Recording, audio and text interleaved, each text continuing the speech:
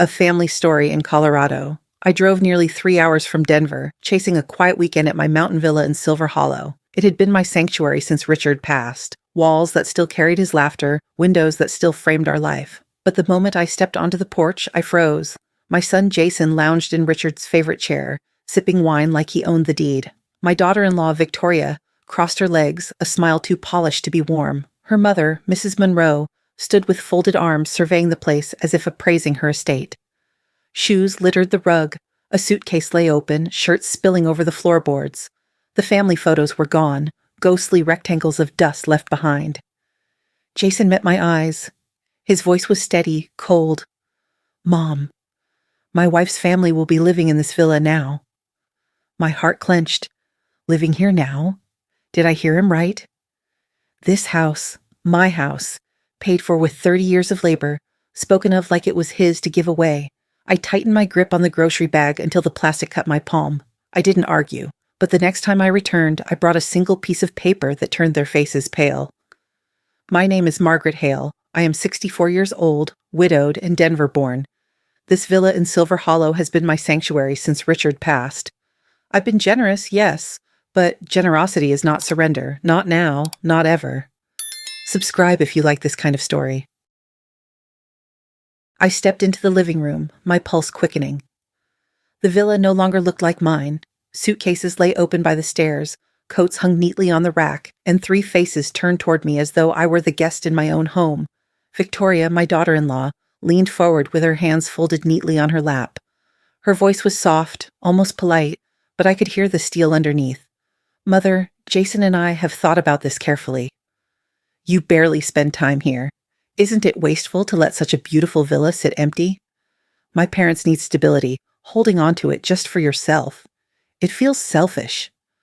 That word hit me like a knife. Selfish? 30 years of saving, working, fighting alongside Richard to pay for every stone of this house, and now my son's wife dares to call me selfish for keeping it? Across the room, Mrs. Monroe, Victoria's mother, with her silver hair pinned into a tight knot, stood with a measuring tape dangling from her fingers.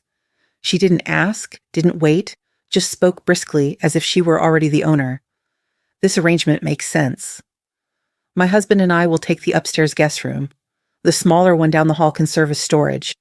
Replace the curtains, shift the sofa, and finally this place will feel alive again. The tape snapped against the window frame, sharp as a verdict. My stomach turned. Richard built that frame with his own hands. Now it's reduced to a measurement in someone else's remodeling plan. Jason, my only son, crossed his arms, his face steady, almost detached. "Mom, this doesn't have to become a conflict. You've always given so much to me. Maybe this is our way of giving back, by making sure the villa doesn't rot unused." My chest hollowed. Giving back? By stealing what isn't yours? That's not giving, Jason. That's betrayal in disguise. Victoria reached for her wine glass, her eyes locked on me. "We've already scheduled the movers."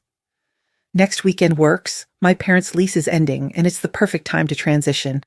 "Really, it's practical." My gaze fell to the mantel. The family photographs I had placed there. Gone. Hidden away inside a cabinet. Empty frames sat on the shelf like abandoned shells. Even our faces, our moments, erased to make room for theirs. My voice trembled, but I forced it out. "And you? All of you decided this without asking me?" Jason met my eyes. No hesitation. "You would have said no." "Sometimes, Mother, a decision has to be made for the good of the family." The word stung worse than any slap. For the family. How many times had I whispered those very words? When I paid his tuition, when I covered his debts, when I signed the checks for his wedding. For the family, I told myself, as if love could be measured in money. And now, my own son wields that phrase like a weapon against me. Mrs. Monroe smoothed her skirt, pearls trembling lightly at her throat as she stood straighter. "You'll thank us one day, Margaret. We're giving this house a future. No more dust, no more emptiness." My eyes swept the room, the wine glasses, the open suitcases, the quiet confidence of 3 people who believed they belonged here more than I did. And in that moment, I finally saw the truth I'd refused for too long. This wasn't the first theft. I'd been surrendering piece by piece, year after year. My silence had laid the foundation for this very betrayal. I looked back at Jason, the boy I once carried on my hip, who now spoke to me like a stranger. When did you stop being my son and start defending their claim? Was it during the years I gave too much, or the years you stopped asking what I had left to give? The villa felt colder than the mountain wind outside. Their voices filled the room, but inside me, a new silence was building. Not surrender this time. Something heavier, something unyielding. After the voices and clinking glasses died down behind me, I slipped away under the pretense of fetching something from the car. Instead, I made for the storage shed at the back of the villa. The evening air was sharp, the kind that stings the lungs. Each step across the gravel sounded louder than I wanted it to. The shed door creaked when I pulled it open, a sound I knew well, one Richard had always promised he would fix. Inside, the familiar scent of cedar and dust hit me. But the order of things, it was off. The garden tools weren't where I left them. Boxes had been shifted, labels turned away. A stack of folded linens sat in the corner, still smelling faintly of detergent. My linens did not live here. I let my hand rest on the wooden beam, steadying myself. This isn't clutter, this is staging. I crossed to the utility room next. The light switch clicked too easily as if it had been flicked on and off many times in recent days. On the workbench sat paint swatches, fabric samples, and a clipboard with notes, square footage, measurements, arrows pointing to rooms. My name wasn't written anywhere. It didn't need to be. I ran my hand over the clipboard, the paper still warm from touch. A chill spread through me anyway. This wasn't spontaneous. This wasn't a whim. The realization struck like ice down my spine. They had been preparing this takeover for weeks, maybe months. While I was at work, while I was nursing my quiet loneliness in Denver, they were already moving into Richard's and my life's work. One box, one list, one secret delivery at a time. The villa no longer felt like a house invaded. It felt like a house already stolen, and I had walked in too late. I left Silver Hollow as night fell, the mountain road curling down into darkness. Headlights swept across the rock face, and the hum of the tires kept time with memories I'd tried too long to ignore. Every withdrawal, every transfer, every moment I called love but was really surrender. At a lonely gas station along the highway, I pulled over. Neon flickered green above the pumps, the smell of old coffee and gasoline hanging in the air. I pulled a bundle of receipts from the glove box and spread them across the passenger seat. My hand shook as I wrote the numbers down. Jason's final semester tuition, nearly $30,000. The shiny SUV I bought, so they'd have something reliable. Another $30,000. The wedding, more than $20,000, to make sure the groom's side looked respectable. A condo deposit, $36,000 wired in one afternoon, because he said the unit would be gone by morning. And the monthly support that was supposed to last a few months but stretched into 2 years. When I circled the total, the ink bled into the paper. Nearly $160,000. My chest tightened. That wasn't generosity. That was me buying scraps of family affection, one check at a time. Rain began to tap against the windshield. I sipped the bitter gas station coffee, and the memory hit me. The small office with its whirring ceiling fan, the day Jason slid the limited authorization papers across the desk. Just to handle the HOA fees, Mom. To make the insurance faster, nothing complicated. I signed. I even remember the thud of the notary's red stamp. My name, his name, the address of Silver Hollow. Back then, it felt like convenience. Tonight, under the sickly neon glow, I saw it for what it was. The opening. With that paper, Jason had changed the utility accounts, called locksmiths, scheduled maintenance, enough to act as master of the house while I still believed the keys were mine alone. I dropped the pen. The circle of red ink glared back at me from the page. I taught him this. I taught him that rights come before responsibility. Every time I said just this once, I laid another stone on the path that brought me here. The rain hammered harder, drumming against the roof of the car like impatient knocks. I closed my eyes and let the truth settle. Enough. There will be no more advances. No more quiet generosity without ink and paper. And if I am to reclaim my house, it will be with rules they never saw coming. The phone buzzed on the counter just as the rain began to thin into a soft drizzle. Jason's name lit up the screen. For a second, I thought about letting it ring out, but my hand moved anyway. Mother, he said, his voice clipped and businesslike. I wanted to let you know, this Saturday at 2, Victoria's parents are moving in for good. It's time we stop dragging this out. You hardly use the villa, and since my name is on it too, this makes sense for the family.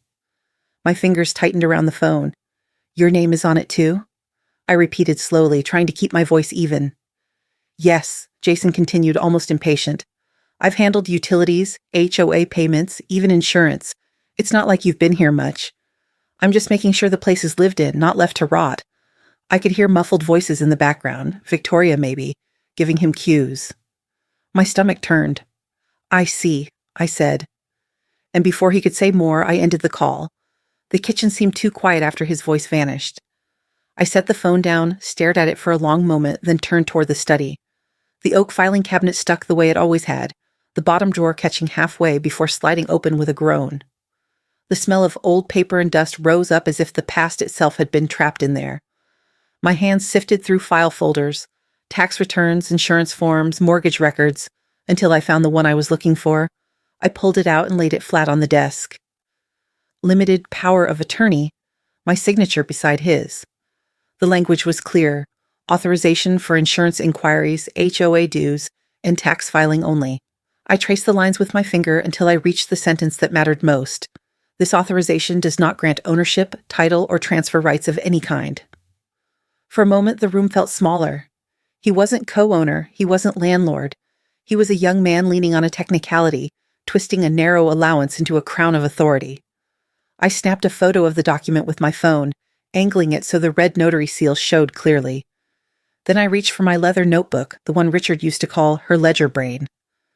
I wrote down the time of Jason's call, his exact words as best as I could remember. Moving in Saturday at 2. My name is on it. You hardly use it. It's for the family. The act steadied me, paper against paper, record against record. This wasn't just a fight of emotions anymore. It was a matter of evidence. I sat back, the rain outside softening into a hush over the roof. For the first time that day, I felt something firmer than anger. I felt the ground shift back beneath me. Jason could claim convenience. He could claim entitlement. But I had the deed, the law, and now, the record. The house in Silver Hollow might have been quiet tonight, but here in Denver, the first stones of my defense had just been laid. The house had gone still by the time I carried the folders into the dining room. Outside, the rain had slowed to a mist that tapped softly against the windows, but inside, the silence pressed in heavier than the weather. I set each document down as though it might break: the villa's deed, insurance letters, HOA receipts, Jason's tuition invoices, even Richard's old tax filings. The table, once crowded with holiday dinners and laughter, now held only paper and memory. I lowered myself into the chair at the head of the table, the one Richard always claimed. For a long time, I didn't move. The lamp above me cast a pool of gold light, leaving the corners of the room in shadow. The papers gleamed under that light, fragile and damning, like evidence laid out in a courtroom. At the center sat the villa deed, heavy cardstock, ink that hadn't faded in over a decade, my name standing alone. Beside it lay the limited power of attorney, thinner, almost apologetic in its brevity. Jason's name appeared there, yes, but only in the narrow corridors of insurance calls and HOA dues. Nothing more. And yet he had built an empire of entitlement on that small foundation. My throat tightened. He knows better. He has to know better. I reached for my leather notebook. The first touch of the pen to paper felt clumsy, but I forced myself to keep moving. Risk. Jason forces occupancy. Risk. Monroe family claims necessity. Lease ending, nowhere else to go. Risk. Emotional blame. Mom is selfish. Villa sits empty. The words looked stark against the page. I paused, listening. Only the hum of the refrigerator, the occasional tick of the wall clock. For a moment I imagined Richard's voice in that hum, steady, unshaken. We don't argue in the mud, Margaret. We build higher, we stay steady. I turned to a fresh page. Options. Option, lawyer. Review deed, revoke or amend power of attorney. Option, financial audit. Record every payment made on Jason's behalf. Tuition, car, wedding, condo deposit. Build the trail. Option, documentation. Log every word, every call. Create a record stronger than memory. My handwriting grew more precise with each line. The act of writing sharpened something in me like a blade being honed. Then I circled one word, hard enough to dent the page beneath. Timing. Jason thought Saturday at 2 p.m. was the final chapter, but this would not end on his clock, not this time. I leaned back. The room had shifted around me, no longer a dining room, but a war room. The empty chairs weren't empty anymore. They felt like silent witnesses, holding me to the vow I'd just written. The papers weren't fragile. They were weapons waiting to be chosen. I reached for the laptop, the metal cooled beneath my palms. The screen lit the room in pale blue, washing over the documents like moonlight. My fingers hovered over the keys, then began to type. Subject, Silver Hollow, record log, date. Jason called at 8:17 p.m., announced permanent move-in for Monroe family on Saturday at 2 o'clock. Claimed joint ownership, stated villa is unused and for family. Reviewed limited. POA, confirmed restrictions. Evidence documented. Next step, consult legal counsel, prepare financial record. I read it twice, then hit send. The whoosh of the email leaving was louder than it should have been, echoing through the quiet room. A timestamp now lived in some distant server, cold, factual, undeniable. I closed the laptop, folded my hands on the table. The rain outside had stopped completely, leaving only the faint hiss of tires on wet pavement somewhere down the street.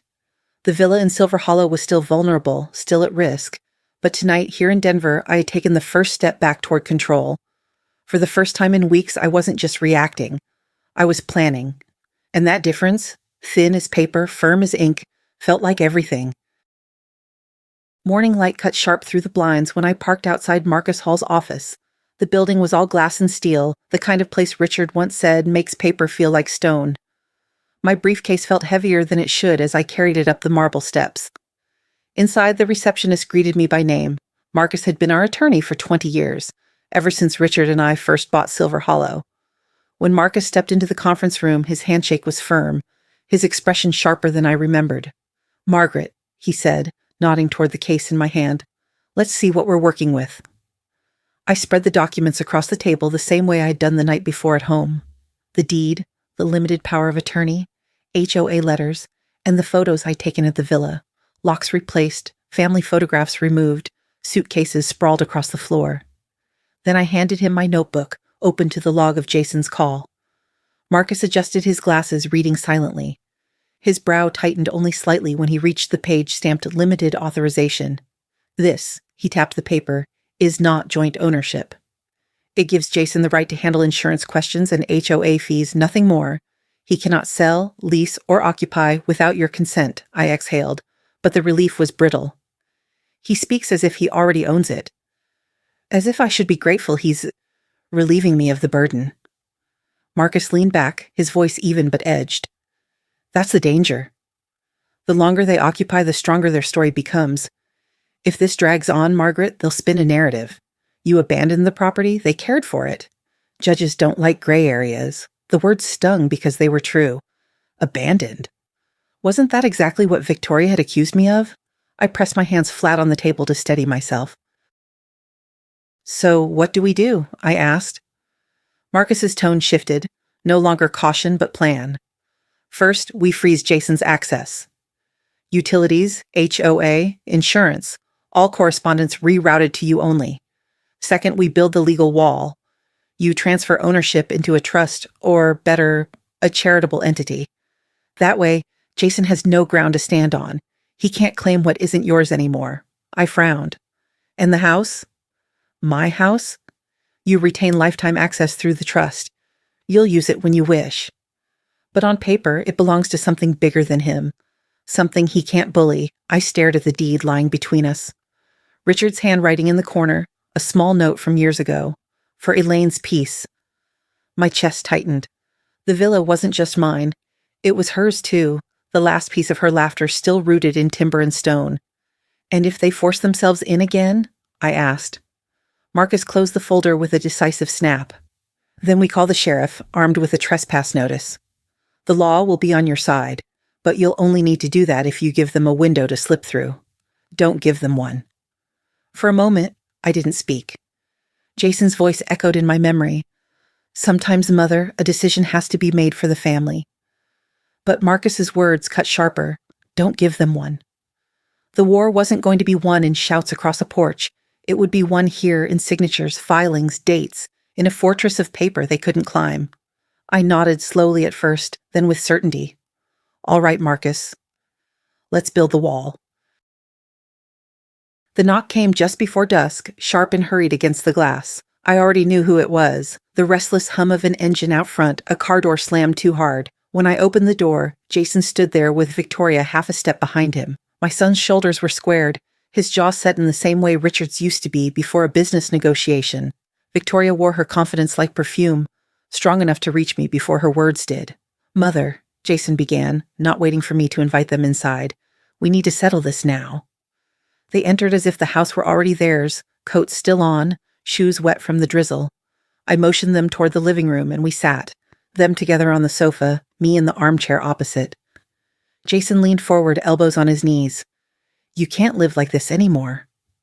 Alone in a house too big for you, driving hours up to a villa you barely touch. It isn't safe and it isn't practical. We're offering you help." Victoria's hand came to rest lightly on his arm, but her eyes stayed locked on me. "You need someone to look after you," she said smoothly. "Jason worries. We all do. If you gave the villa over, it would bring peace of mind for everyone. My parents could keep it alive and you wouldn't have to worry about upkeep. It's really the responsible choice." The words were sweetened, but the steel underneath was clear. I kept my hands folded in my lap, my face calm, though inside my chest beat against my ribs. On the side table, my phone rested face down, recording. Jason's tone hardened. "And if you can't see that, Mother, if you insist on clinging to this house out of pride, then maybe you shouldn't expect us to come around anymore. No visits, no holidays, no calls. The silence that followed was colder than the rain outside. Victoria sat back, her lips pressed into a faint smile that looked more like satisfaction than sympathy. I nodded once, slowly, and rose to see them out. "I've heard what you came to say," I told them. Nothing more. They left without another word. I stood at the window until their car pulled away, taillights shrinking into the evening haze. My legs trembled, but my hands were steady when I picked up the phone. I opened my notebook, wrote down the time, 6:42 p.m., and the details of their visit, the threats, the language, the pressure. I saved the recording to a folder I'd already named Silver Hollow Evidence. Then, with the same calm they had tried to fracture, I sent it all in an email to Marcus. By the time the message left my outbox, I wasn't just a mother scolded by her son and his wife. I was a witness building a case. Marcus called me the next morning before I'd finished my coffee. His voice was calm, but clipped, the way it always was when something needed precision. "I've reviewed the notes you sent," he said. "The recording, the log, everything. Margaret, this isn't just family pressure anymore. What they're doing qualifies as coercion, implied threats, emotional leverage. Courts take that seriously." I pressed the phone tighter to my ear. His words steadied me more than I expected. "So what now?" "Now we escalate. I'll draft a cease and desist letter. It will be firm, not hostile, but it places everything on record. And we begin the transfer process. Once the villa is in a trust, Jason has no foothold. If they show up again, we treat it as trespassing. No arguments, no feelings. Just law." The call ended and I sat for a while in the quiet kitchen, staring at the steam curling from my cup. For years I'd bent and bent, telling myself that flexibility was love. Now, for the first time, I realized love without boundaries is not love. It's surrender. That same evening, in their sleek Denver apartment, Jason and Victoria sat across from each other at the dining table. The blinds were closed, though no one outside cared enough to look in. Jason's voice was low, tense. "She's not budging." I thought she'd fold the moment we pushed hard enough, but she didn't even flinch. Just wrote everything down. Victoria twirled the stem of her wine glass, her smile tight. "She's documenting. You don't see it? Every time we speak, she's building a record. If she drags this into court, she'll look like the reasonable parent and we'll look like greedy children." Jason's jaw worked the same way it used to when he was a boy caught in a lie. "We're not greedy. We're securing stability. For your parents. For us." But the words rang thinner than he wanted. He heard it himself. Victoria leaned back, exhaling through her nose. "Stability doesn't come from taking, Jason." "Not like this." "My mother already picked curtains, for God's sake. If this explodes in public, do you know how we'll look?" For the first time, doubt flickered across his face. He had grown up watching me cover every bill, every emergency, as if money appeared the moment he asked. He thought this would be the same, but now the cracks were there, in his voice, in his certainty. Victoria sipped her wine and muttered almost to herself, "She's tougher than you told me." Jason didn't answer. He just stared at the glass tabletop, where his reflection looked back at him, older, sharper, and suddenly unsure.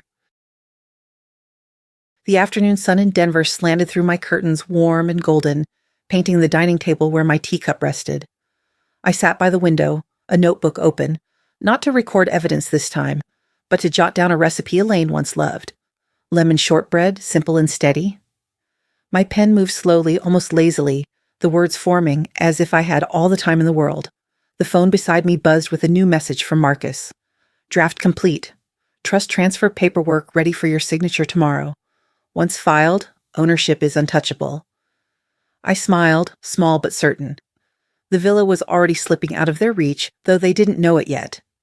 I closed the notebook, sipped the last of my tea, and let the silence of the house settle around me like armor. Calm, deliberate, unbreakable. Across town, in a sharply lit apartment, Jason and Victoria moved with a different rhythm. Jason hunched over the kitchen island, scrolling through bank statements on his laptop, frustration flickering across his face. Victoria paced behind him, her heels clicking against the hardwood. "We'll go back Saturday," Jason muttered. "If she won't agree, we'll just force the move. Show her we're serious." Victoria crossed her arms, her expression taut. "You're not listening." "She's preparing something. Can't you feel it?" "She's too quiet." Jason shook his head, jaw tightening. "She's an old woman clinging to a house." "There's nothing she can do." But his words carried less weight than he wanted, and the way he avoided his wife's gaze betrayed the truth. Somewhere deep down, he was starting to wonder if the silence was not weakness at all, but preparation. 2 homes, 2 frames of the same story. In one, a mother's calm hands folded her papers into order.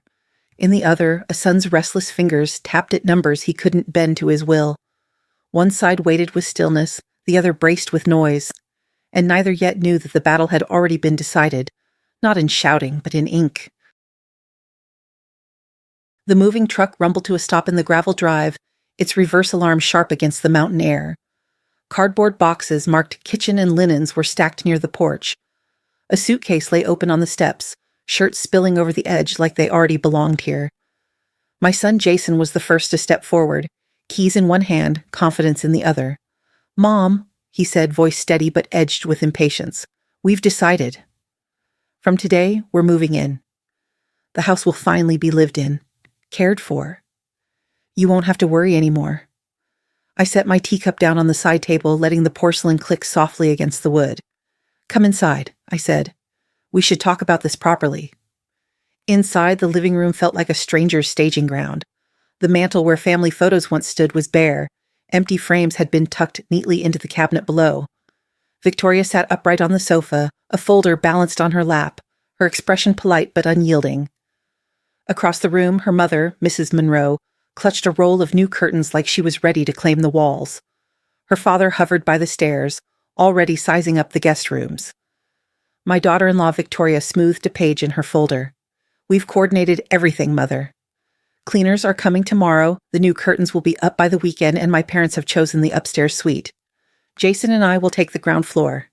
This will finally feel like a home again." Herr Mother Mr. Monroe pushed a box further into the corner. "We'll set up the kitchen first." "Shouldn't take long." I pulled out a chair and sat across from them. My palms were steady, my voice measured. "You came prepared." Jason leaned forward, elbows on his knees. "Mom, you hardly spend time here anymore. It's not right for a place like this to sit empty. I've handled utilities, HOA fees, and don't forget, my name is on the paperwork. This house, it's ours now." "It makes sense." A cold pang tightened in my chest. My son's hand, once small enough to wrap around my finger, now pressed flat against his knee like a man closing a deal. He looked at me not as a son, but as someone staking a claim. I reached into my leather satchel and placed a file gently on the table between us. I didn't push it forward, just let the title page catch the light.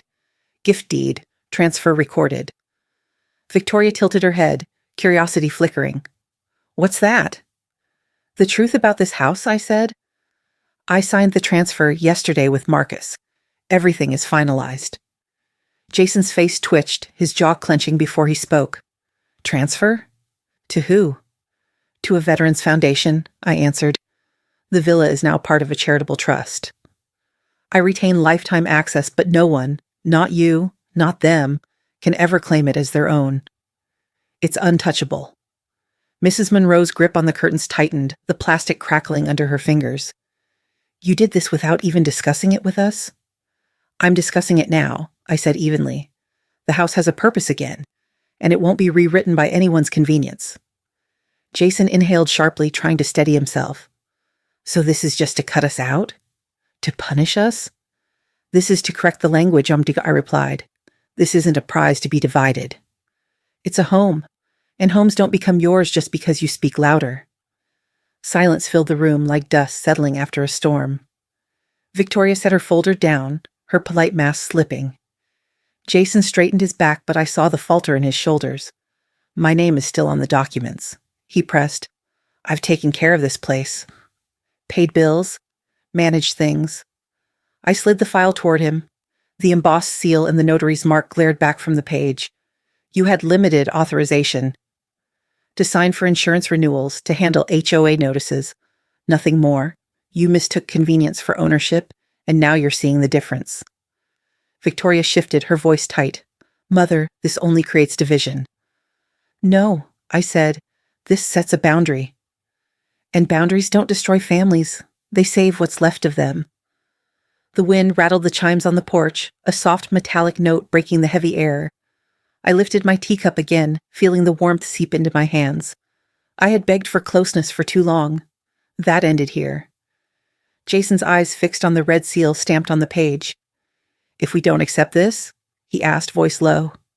That's the thing about the law, I said calmly. It doesn't ask for your acceptance. It only asks for proof, and I have it. The room stilled. Their luggage sat half open, a shirt draped over the edge of a suitcase. A box marked kitchen stood by the wall, waiting to be unpacked. But the stage had shifted. What they thought was the beginning of a move was now the end of their illusion. I stood slowly, meeting each of their eyes in turn. If you came here thinking this was your home, I suggest you put your things back on the porch before the mountain wind scatters them. Tonight, this house rests where it belongs. The silence that followed wasn't victory. It was a boundary finally spoken aloud, one that no amount of pleading, demanding, or threatening could undo. The silence didn't last. Jason's voice cut through it, sharper now, no longer steady. So that's it? You just hand it over to strangers? You'd rather give away our family's home than let us live here? I set the teacup down carefully, porcelain clicking against the saucer. It isn't ours, Jason. It never was. Your father and I built this. I've kept it. You were welcome here. But welcome is not the same as ownership, Victoria's eyes flashed. She rose from the sofa, her folder clutched tight like a weapon. Do you hear yourself, Mother? You're shutting us out. Jason is your son. My parents are your family now, too. This villa should stay within us. Family doesn't announce a move-in without asking. My voice was calm, but inside I felt the sting of every word. When did you start sounding more like a lawyer than like a daughter-in-law? Mrs. Monroe stepped forward, pearls trembling against her collarbone. Margaret, we're not the enemy here. You're an older woman, alone most of the year. Don't you think it's time to stop clinging to empty walls? Empty walls. I saw Richard's hands in every beam, Elaine's laughter in every window pane. The walls weren't empty. They were the only place I still heard them. Jason's control slipped further. He jabbed a finger toward the folder on the table. This is ridiculous. You're letting some attorney manipulate you into locking out your own family. I stood slowly, steadying myself on the chair. No, Jason. This is me realizing that for 3 years I've been manipulated into giving until there was nothing left to give. Tuition, the car, the down payment for your condo. Every time I told myself it was for the family. But what you've done here isn't asking. It's taking. He pushed his chair back, the legs scraping the hardwood. We've been helping you, too, making sure the place doesn't fall apart while you waste away in Denver. My throat tightened, but the words came anyway. Helping? By hiding my photos? By measuring curtains before I arrived? By telling me I'm no longer welcome on my own porch? Victoria slammed her folder shut. If you keep fighting us, you'll regret it. We'll take legal action. Emotional distress, harassment. You won't come out of this with anything. I almost laughed at the audacity, but it came out as a sigh. Legal action? Go ahead. By the time you file a single page, you'll see whose name is carved into the county record. Jason's face burned red, his composure gone. You're destroying this family. I met his eyes, the boy I once held, now a man spitting words like weapons. No, Jason. I'm enforcing the boundaries that should have been here all along. Families survive boundaries. They die when they disappear. For a moment, no one spoke. The wind rattled the shutters, the boxes sat unopened, and I could see the illusion cracking around them. Jason's chest rose and fell with ragged breaths. Victoria's hands shook on the folder, and Mrs. Monroe stood frozen, her measuring tape still dangling at her side. The fight was no longer about a house. It was about the truth they didn't want to face. They hadn't come for me. They'd come for what they thought I couldn't defend. And for the first time in years, I wasn't defending with silence. The air in the villa was heavy, as if the house itself were holding its breath. Jason paced, fists tight at his sides. Victoria hovered close, her folder clutched but forgotten. Mrs. Monroe's pearls trembled each time she drew a shaky breath. I stood in the center of the room, the file with the stamped deed resting on the table like a verdict. For a long moment, I let the silence stretch, let them feel it. Then I spoke. You think this is about real estate, about square footage, lake views, and guest rooms, but it isn't. This is about what you believe family is. Jason froze mid-step, his jaw tight. Family means looking out for each other. And you're refusing to do that, looking out for each other? I shook my head, the sadness pressing heavier than anger. Family doesn't erase your photographs. Family doesn't tell you you're not welcome on your own porch. Family doesn't circle like vultures, waiting to claim what isn't theirs. Victoria's voice cracked, but she forced it louder. We were only trying to give this house a future. No, I said firmly. You were trying to take my future and dress it up as generosity. You mistook my silence for weakness, my giving for surrender. I looked at Jason. And you thought my love could be measured in tuition payments and down payments? You believed I owed you everything and you owed me nothing? Jason's lips parted as if to argue, but no words came. His eyes darted to the folder, the seal, the one thing he couldn't undo. Mrs. Monroe spoke softly, almost pleading. Margaret, we only wanted stability. A place to belong. Then earn it in your own way, I said. Because taking from others, taking from your own blood, won't give you roots. It only leaves scars. I walked to the mantel, ran my hand across the bare wood where family photos once stood. Do you see this emptiness? You cleared these frames out to make room for yourselves. That is the story of what you've done here. But the law has spoken, and so have I. This house will stand for something better than greed. It will shelter people who know the value of sacrifice, people who bled for more than their own comfort. Jason swallowed hard, his voice low, defeated. So that's it. You've chosen strangers over your own son? I turned to him, my eyes steady. No, Jason. I chose integrity over betrayal, and if you can't see the difference, then you're not the son I raised. You're just a man blinded by entitlement. But that doesn't have to be permanent. You can change. You can remember who you were before you thought everything had a price tag. The room went still. Jason's shoulders sagged, his anger spent, replaced by something hollow. Victoria pressed her lips into a thin line, eyes downcast. Mrs. Monroe clutched her curtains as if they were a lifeline. I lifted the folder, tucking it back into my satchel. This house isn't yours. And until you learn to love without conditions, neither am I. But when you're ready to come back as a son, not a claimant, I'll be here. For the first time that afternoon, I saw something flicker in Jason's eyes. Shame, maybe, or the first crack in his certainty. He didn't speak. He just gathered the suitcase, closed it with a snap, and moved toward the door. When the screen slammed shut behind them, I exhaled, my chest lighter. I knew this wasn't the end of our story, but it was the end of their illusion. And in that moment, standing in the quiet villa, I understood the truth. I had not lost a home. I had reclaimed myself, and that was a victory no one could take away. The villa did not stay silent for long. Within weeks, the Silver Hope Foundation arrived, not with suitcases and demands, but with clipboards and gloves. Engineers inspected the roof beams Richard once raised. Electricians traced the lines of old wiring. Plumbers tested every faucet until the water ran clear and strong. It was the same house, but this time, its walls were being prepared not for possession, but for purpose. A bronze plaque was fixed by the entryway. In memory of Elaine Hail, may this house be a quiet kind of healing. When I saw her name etched in metal, sunlight catching the curve of each letter, I felt something unclench in my chest. Elaine had always said the villa should be full of life. Now it finally was. The first visitors came on a gray morning in October. A shuttle pulled up the gravel drive, releasing 6 elders, each carrying nothing more than a small bag and a cautious hope. Widows, widowers, men and women who had no one waiting at home. They shuffled into the living room, not as claimants, but as guests welcomed. The foundation volunteers had posted a transparent schedule. Days divided, beds assigned, meals planned. No illusions, no whispers of ownership, just clarity, just care. I signed my own name for a handful of open days, scattered across the calendar, not because I needed to hold on, but because I wanted to keep one thread tying me to this place. A thread of memory, of continuity, not of control. That afternoon, I watched as one woman settled into the armchair where Elaine used to sit, hands folded over her lap, eyes drifting to the lake. She didn't measure curtains or push furniture aside. She simply breathed, as if she hadn't had air like this in years. Another man traced the wooden frame of the mantel, not asking what could be taken, but marveling at what had been preserved. The villa no longer felt like a stage for power struggles. It hummed with a different energy, soft, steady, mending. This house, once a battlefield of entitlement, had stepped fully into its true role.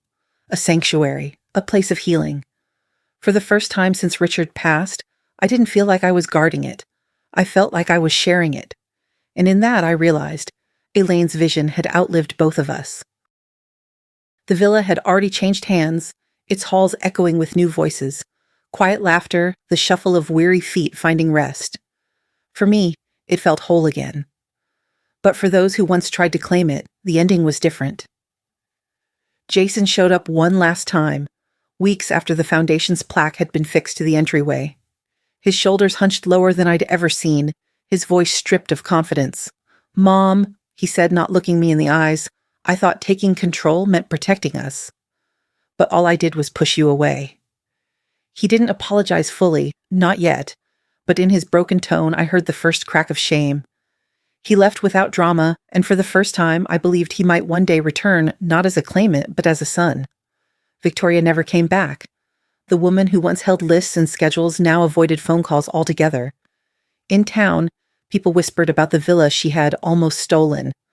That reputation clung to her, sharper than she expected. At home, she felt Jason drifting, resentful of the plan she had spearheaded. She kept her chin high in public, but her silence was an admission. The scheme had cost her more than it gave. Mr. and Mrs. Monroe retreated to a modest apartment, their dream of lakeside living gone. Neighbors who once admired their polish now looked at them with suspicion. Mr. Monroe avoided eye contact at the grocery store, while Mrs. Monroe's pearls no longer seemed like pride, but armor. They spoke less of Silver Hollow, as if silence could erase their attempt. Yet every time the local paper mentioned the foundation's work, they felt the sting of their failed ambition. The house gave them nothing except the reminder of who they had become when greed dressed itself up as entitlement. And me? I had peace. Watching the foundation's guests breathe easier within those walls, I knew the villa's story had been rewritten. The villains had written themselves out of it. The night deepened, but I didn't feel small beneath it. I felt steady, larger somehow, as if the weight that had pressed down for years had finally lifted. I thought of Jason's words, spoken with such finality that day. "Sometimes, Mother, a decision has to be made for the good of the family." He had meant it as a weapon, a way to silence me. But now, sitting in the quiet glow of Silver Hollow, I understood the truth. Sometimes the decision must be made for the good of yourself. For decades, I gave and gave, believing sacrifice alone would hold love in place. Tuition, weddings, condos, even silence. Yet love without boundaries becomes exploitation. And silence, when it protects betrayal, is no virtue at all. When I laid those documents on the table, when I told him, "This isn't a prize to be divided. This is a home. And homes don't become yours just because you speak louder." That was the moment I stopped begging to be respected and began demanding it. I want anyone listening, anyone sitting in the quiet with years heavy on their shoulders to know this. Age does not make you disposable. Loss does not make you powerless. Betrayal does not define the rest of your story. You are allowed to set limits. You are allowed to defend what is yours, not only the bricks of a house, but the dignity of your life. Justice is not loud, it is steady. It is the sound of a pen scratching across paper, of a woman saying enough and meaning it. I am not weak because I am old. I am not selfish because I refuse to be consumed. I am free because I chose to stand. And that freedom is not a gift handed to me. It is the boundary I built, the line I drew, the justice I claimed. Silver Hollow glows tonight, not as a trophy, not as a battlefield, but as proof. What was nearly taken has become a place of healing, and I too have healed. So if you are listening, remember this. Even after betrayal, even after grief, especially then, you can rise. You can choose fairness. You can claim your own life again, because no one, not even family, has the right to speak louder than your truth. Thanks for listening. If this made you think, or if you've lived through something similar, share your thoughts in the comments. Our channel is a space for sharing tales of the elderly woman and family revenge stories from people who have weathered life's storms. Subscribe for more, because sometimes the deepest form of revenge is simply living on your own terms.